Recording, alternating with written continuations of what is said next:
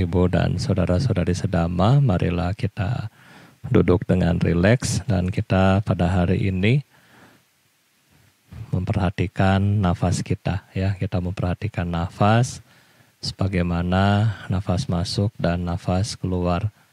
Ketika nafas kita masuk, kita menyadari boleh Anda menggunakan metode Budo, ya. Ketika nafas masuk, Bud, nafas keluar, Do. Boleh juga hanya memperhatikan sebagaimana apa adanya. Cukup tahu bahwa ini adalah nafas masuk dan tahu ini adalah nafas keluar. Bapak Ibu menyadari bahwa inilah kondisi kesadaran kita dan pikiran apapun yang muncul, kita kembalikan kepada objek, yaitu nafas masuk dan nafas keluar. Dengan demikian, kita dapat melihat fenomena dari batin kita sesungguhnya yang sifatnya adalah suatu ketidakkekalan yang penuh dengan perubahan dan pada akhirnya lenyap. Nah, kita duduk dengan rileks, bisa Anda duduk di kursi maupun duduk di tempat yang ada bantal meditasi, dan kemudian kita latihan untuk 10 menit ke depan. Meditasi kita mulai.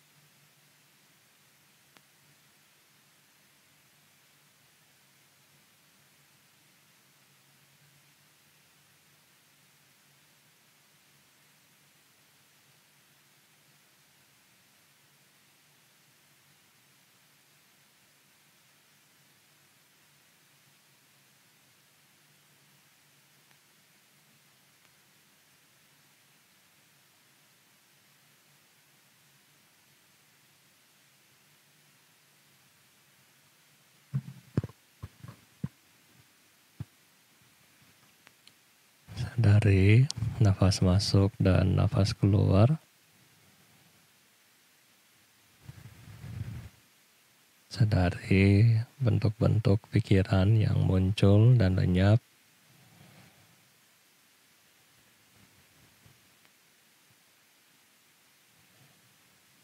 Sabbe Sata Bhavantu Sukhitata, semoga semua makhluk hidup berbahagia.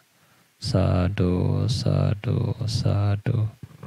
Meditasi selesai.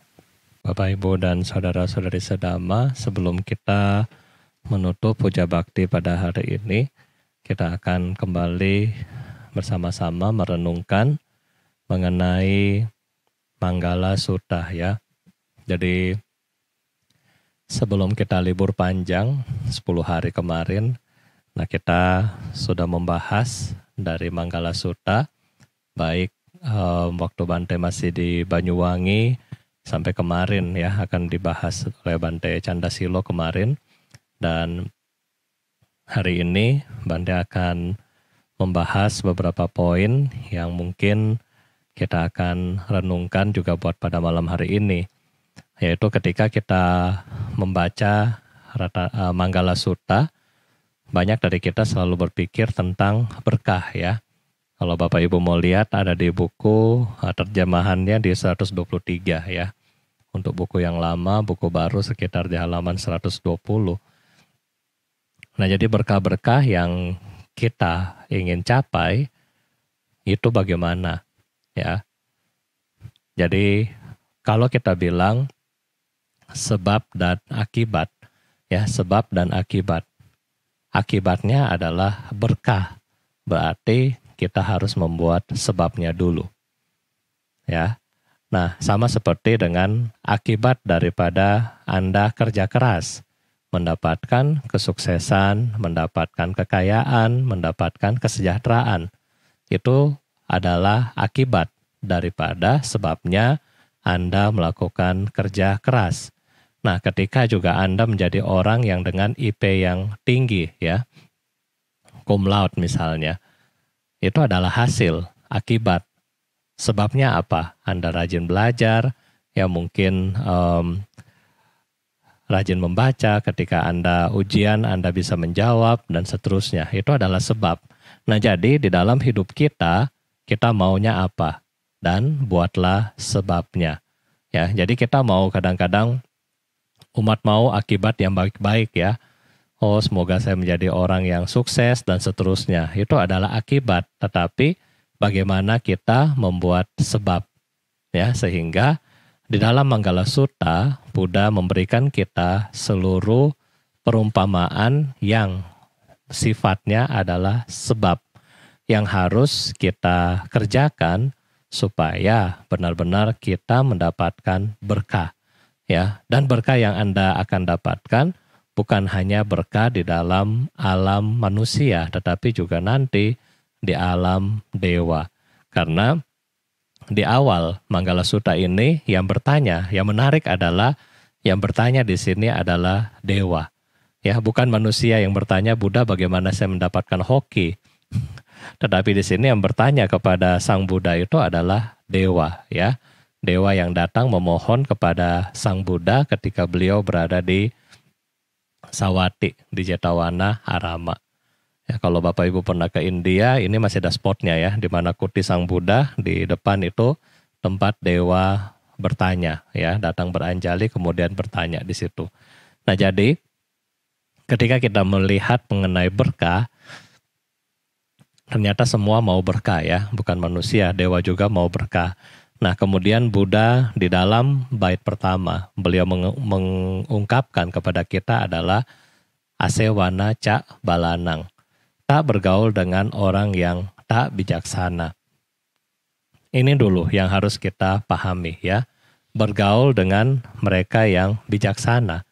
Jadi ada 2 poin di sini, tidak bergaul dengan mereka yang tidak bijaksana. Artinya di sini mereka-mereka yang kurang memiliki, kita melihat kata bijaksana, berarti bijaksana adalah orang yang sadar ya dengan apa yang dia lakukan adalah baik. Orang yang sadar ketika dia melakukan sesuatu adalah bermanfaat, ya, tidak merugikan orang lain, itu adalah orang bijaksana. Dan orang yang melakukan segala sesuatu dengan benar. Nah, jadi orang yang bijaksana adalah mereka yang melakukan sesuatu dengan benar, dengan baik, dan dengan membawa manfaat.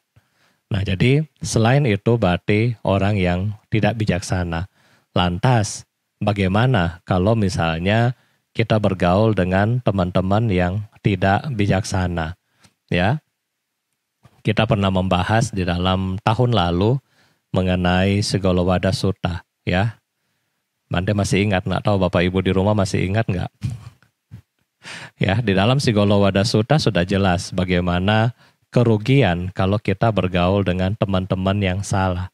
Ya, teman-teman yang tidak baik. Mereka adalah pemabuk, mereka adalah peminum, ya, mereka ada orang yang suka keluyuran dan seterusnya.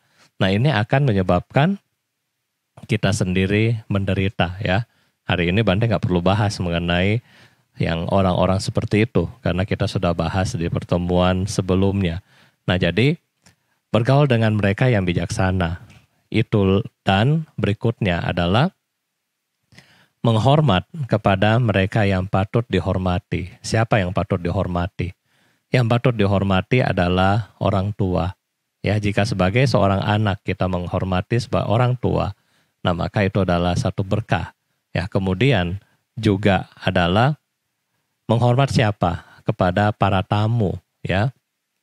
Orang yang datang berkunjung kepada kita. Nah, itu juga kita menghormat mereka.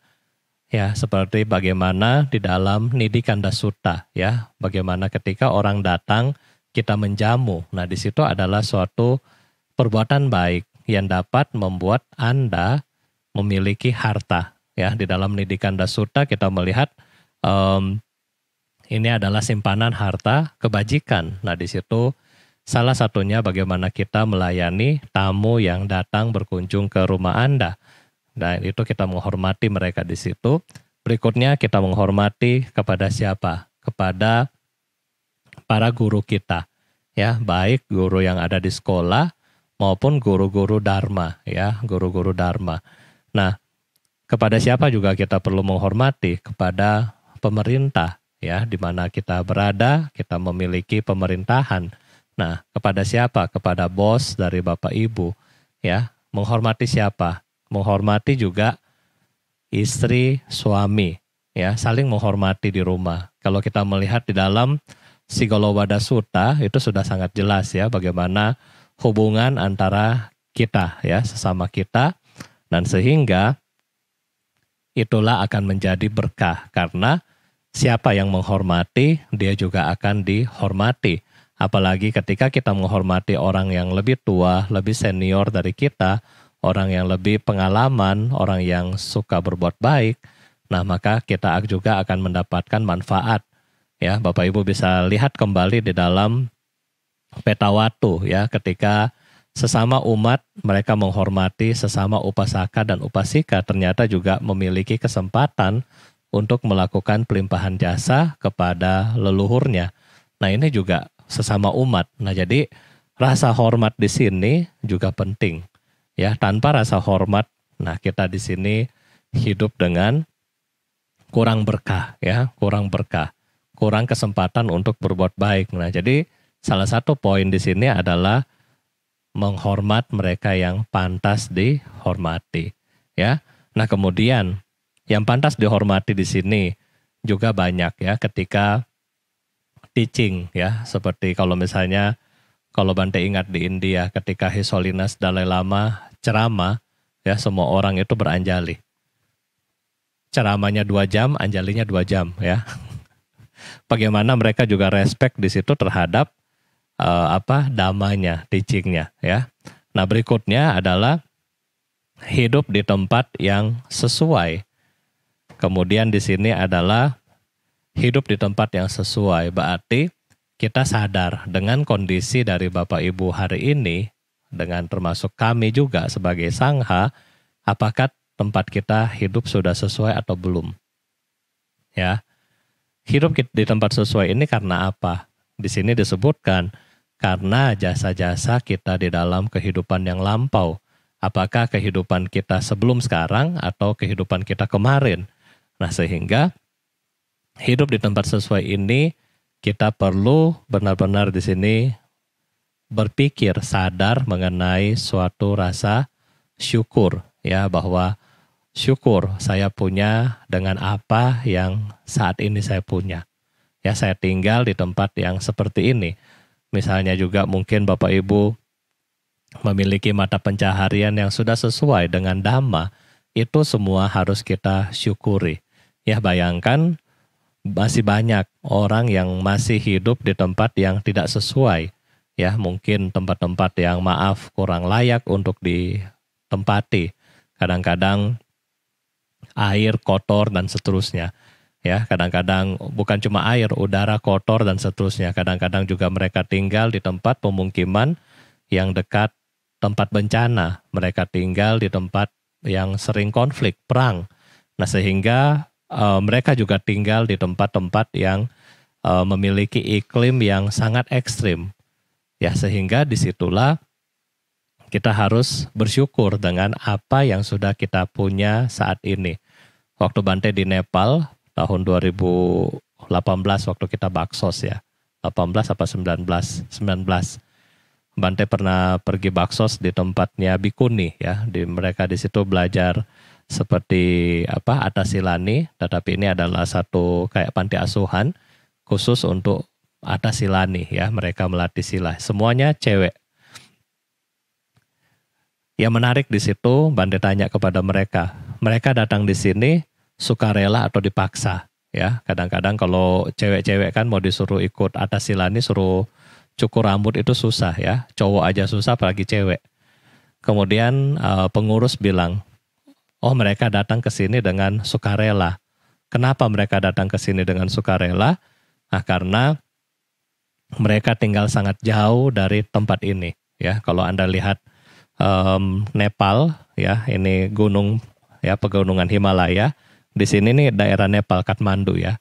Nah, di belakang ini adalah daerah yang sangat terpencil dan anak-anak atau para Atasilani ini datang dari tempat yang terpencil di sini, di mana mereka cuma hidup 6 bulan, ya 6 bulan salju, nggak bisa bercocok tanam, nggak bisa melakukan aktivitas karena salju begitu tebal, ya. Untuk mencapai Nepal harus jalan kaki dari kampung, jalan kaki dulu untuk sampai ke atas gunung, ya. Baru naik bus 2 hari. Jadi jalan kaki 2 hari, naik bus 2 hari. Baru sampai di wihara. Ya, jadi kita bayangkan kita sudah hidup dengan sangat-sangat baik. Ya, kita bisa makan setiap hari. Kita di Indonesia kita bisa menanam, setiap musim bisa tumbuh. Nah, jadi ini adalah berkat jasa-jasa kehidupan yang lampau yang sudah Anda perbuat. Nah, sehingga di sini kita benar-benar memiliki rasa dan perenungan syukur terhadap seluruh karma baik yang kita punya, yang Anda punya, ya. Kita bersyukur. Anda panas tinggal klik AC nyala. Ya. Kita panas misalnya nggak ada AC, ada kipas, ya. Itu semua kita punya, Anda sudah punya fasilitas ini. Ya, Anda lapar, kalau di kota tinggal Grab. Kayaknya di daerah-daerah juga sekarang pakai Grab juga bisa. Ya, semua ada. Jadi ini sudah suatu rasa syukur yang harus kita punya. Nah, sehingga Bapak Ibu dan saudara-saudari sekalian, kalau kita sudah punya rasa syukur, poin yang berikutnya adalah menuntun diri ke arah yang benar. Ya, mau nggak kita dengan semua pencapaian yang kita punya hilang?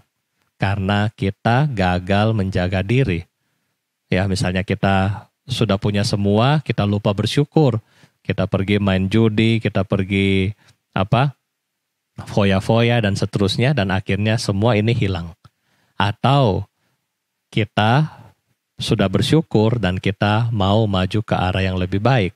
Nah, oleh karena itulah kita di sini perlu untuk menuntun diri kita ke arah yang benar.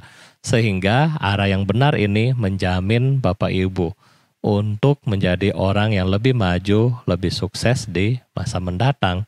Caranya bagaimana? Caranya adalah dengan tetap berjalan di dalam jalur daripada Dhamma. Di berikutnya adalah salah satu menuntun diri ke arah yang benar adalah bagaimana Anda memiliki pengetahuan dan keterampilan. Ya, kalau kita nggak punya pengetahuan dan keterampilan, apalagi di zaman seperti ini, nah ini tentunya sangat susah ya, sangat-sangat susah. Kemudian terlatih baik di dalam tata susila ya, bagaimana berperilaku kepada orang dan seterusnya. Nah, sopan santun, ramah tamah di dalam ucapan. Ini adalah suatu cara menuntun diri ke arah yang baik dan benar. Dan poin-poin ini semua Bapak Ibu adalah menuntun Anda untuk memiliki berkah yang baik. Ini adalah sebab-sebab daripada berkah yang mungkin kita renungkan pada malam hari ini. Dan semoga dengan sebab daripada berkah ini membawa benar-benar ya berkah untuk Anda dan keluarga di rumah. Terutama nanti 2 minggu lagi kita akan melewati Imlek ya. Ya, hari tahun baru secara lunar. Nah, oleh karena itulah persiapkan diri kita dengan baik untuk menyusun berkah-berkah kita di tahun baru ini.